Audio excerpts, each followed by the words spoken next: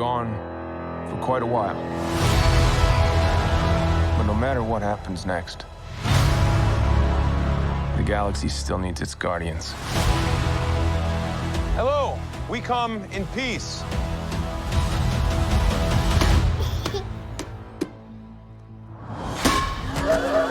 Come on, Drax. Seriously, dude? No!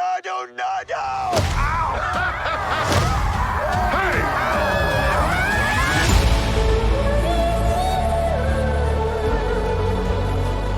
Don't forget where we came from. We have been running our whole lives. Pete, I'm done running.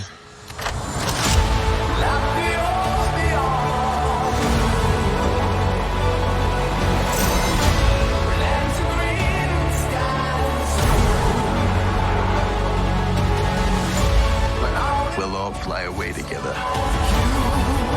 One last time. Into the forever and beautiful sky.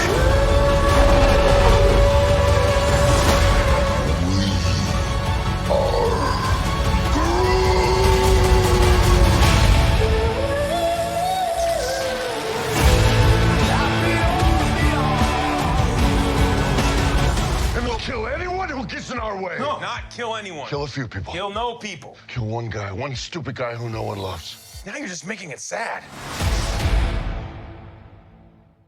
They made only a small appearance in Thor: Love and Thunder, and could be seen briefly in I Am Groot. But next year, it's finally time for them to return. The probably most chaotic superheroes of the universe will finally have their last big movie appearance. We're talking about the Guardians of the Galaxy, of course. They have already appeared in 5 MCU films, followed by the holiday special at the end of November, before we will get to see them in the grand finale in May 2023. But what will the plot be like? And what is the status on set, now that so many of the group have left the MCU? These are the questions we deal with in this video. Of course, we will also go into the freshly released trailer, as it has told us a lot about what will happen in the movie.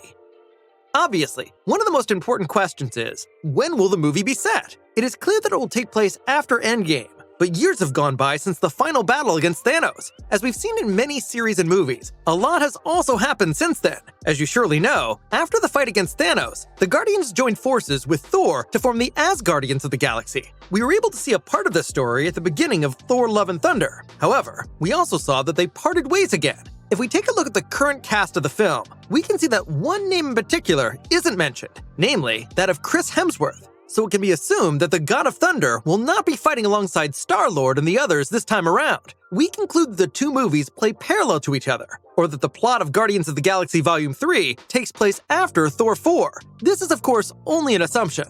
On the part of Disney, there is still no more detailed information.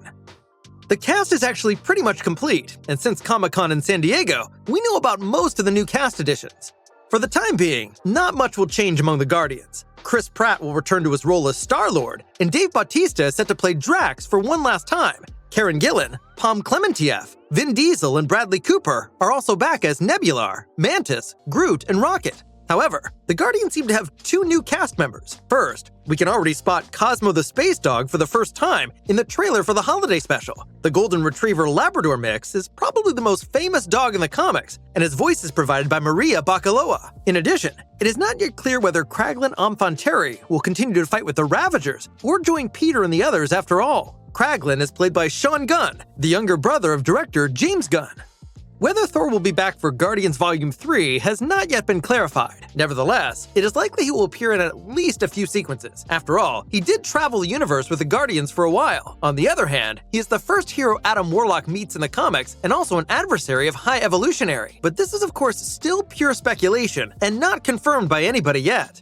In the post-credits scene of the last movie, the adversary of Volume 3 was also introduced. There, the High Priestess Ayesha could be seen breeding a new evolved sovereign named Adam. This Adam is none other than Adam Warlock. In the comics, he was brought to life by a group of researchers who wanted to make the perfect being. In the upcoming film, the role of Adam will be played by Will Poulter. It is likewise confirmed that Elizabeth Debicki will once again slip into the role of the High Priestess Ayesha. As another antagonist, we learned through Comic-Con that Herbert Edgar Wyndham, aka boy, High Evolutionary, will be featured. He is trying to create a higher evolution through genetic experiments. You probably guessed it, he is also the creator of Rocket. Among the first published images of the new movie, you can also see a shot of Baby Rocket. Moreover, at the start of the trailer, the Guardians land on a planet that is very similar to Earth, where only animal-like creatures live, but which seem to have a humanoid form. Comic fans among you may be eager to learn whether this is an allusion to the Counter-Earth, which was created by the High Evolutionary.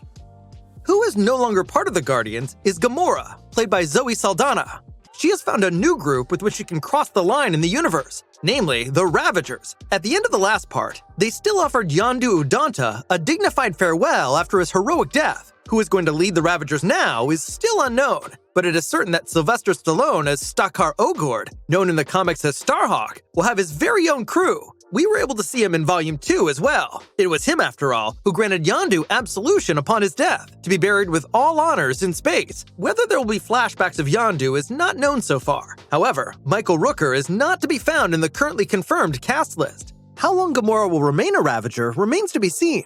In the first trailer, we were actually able to see her alongside the Guardians again, so it seems like the old group is coming back together after all. She is also holding a Polaroid in another scene. Of course, we assume that it is an old photo of her and Peter. Will there be a happy ending for the two of them after all?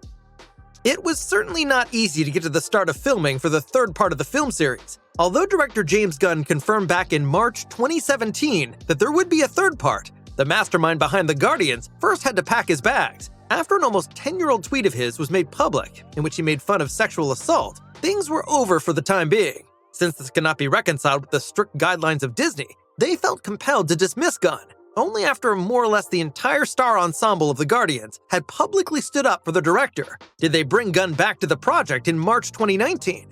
This allowed production to restart with a considerable delay. The year 2020 was originally planned as the shooting start, but of course, they didn't know beforehand that everything would turn out differently that year. Thus, Guardians of the Galaxy Volume 3 had to be added to the long list of postponements. In addition, Chris Hemsworth also expressed interest in shooting a fourth solo film around his character of Thor. This production was then promptly given more attention. Filming on the Guardians movie finally began at the end of 2021. The first trailer was then shown at a press conference at the San Diego Comic-Con. This was actually only supposed to be shown to the press, but shortly after, the first mobile phone shots of the trailer emerged. This led to displeasure among the fans, as they have been waiting for some footage for a long time.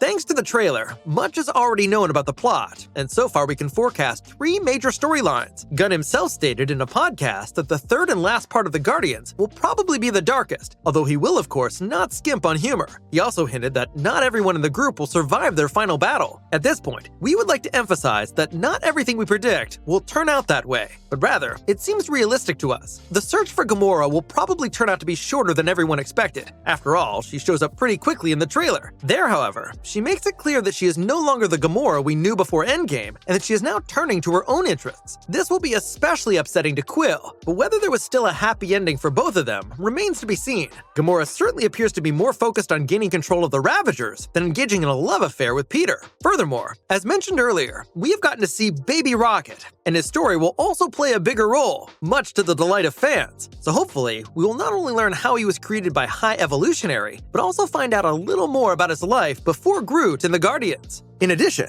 we'll meet Rocket's best friend, Lilla. The modified otter lady has only appeared in the comics thus far, but if you paid attention, you might have seen her name in the first Guardians movie. There, it is next to Groot when the Guardians are admitted to the maximum security prison of the Xandarians. Anyway, the first images of the reunion have already brought tears to our eyes. As we could already gather from the trailer, Rocket will probably want to take revenge on his creator for all that he did to him. Already in the past movies, we have heard repeated allusions to Rocket's painful transformation, and also in the trailer, we can see cybernetic implants beneath his skin. Last, but certainly not least, there's Adam Warlock. As mentioned earlier, Adam Warlock was created by Earth researchers in the comics, right after his awakening. He meets Thor and is fought by him after he attempts to mate with Lady Sif. However, Adam Warlock is not necessarily evil, but similar to Vision, a being who has yet to find his place in the universe. This mission, which he lacked at the beginning of the comics, could easily be given to him in the movie eventually, which is to take revenge on the Guardians of the Galaxy. Yet, he may end up taking a completely different path. Indeed, in the comics, he eventually joins the Guardians to protect the universe and rebuild it after a terrible disaster. What is clear here is that in the movie series, it wasn't researchers on Earth who created Adam Warlock, but the Sovereign. We finally got to watch this in the post-credit scene of Guardians of the Galaxy Volume 2. They could have been helped by Edgar Wyndham, aka High Evolutionary, which would make a good connection between the Guardians and him. The fact that Warlock will join the Guardians at the end of the movie is not that unrealistic. It is clear that they will have to regroup, and as Gunn said, not everyone necessarily has to survive. Of course, that begs the question, who might die? The most likely scenario for us is the death of Drax. The actor has fallen out with Disney and has long announced that this will be his final Marvel film. Well, that makes it very easy to simply let the character die. Besides, Drax has accomplished his great goals and avenged his family after the death of Ronan and Thanos. Also, in the trailer we saw the Guardians in a prison again, and Drax was dragged away by Gamora and Mantis with a gunshot wound to the chest. However, further deaths cannot be excluded. For instance, Peter could sacrifice himself for Gamora if she were to be in danger again. Also, the possibility of Rocket dying cannot be ruled out. Indeed, James Gunn stated that he put all of himself into the role of Rocket, and thus, with his departure from the franchise, his character could die as well. In the lore, Rocket and Lilla wanted to escape from the High Evolutionary together, but unfortunately, Lilla didn't make it. Maybe Rocket will sacrifice himself this time so that his best friend can live in freedom. No matter who or whether someone even dies, we will surely have tears running down our faces with the end of Guardians of the Galaxy. That was our preview of Guardians of the Galaxy Volume 3. How do you imagine the story will play out? Let us know in the comments. And if you liked the video, don't forget to give it a thumbs up. See you next time.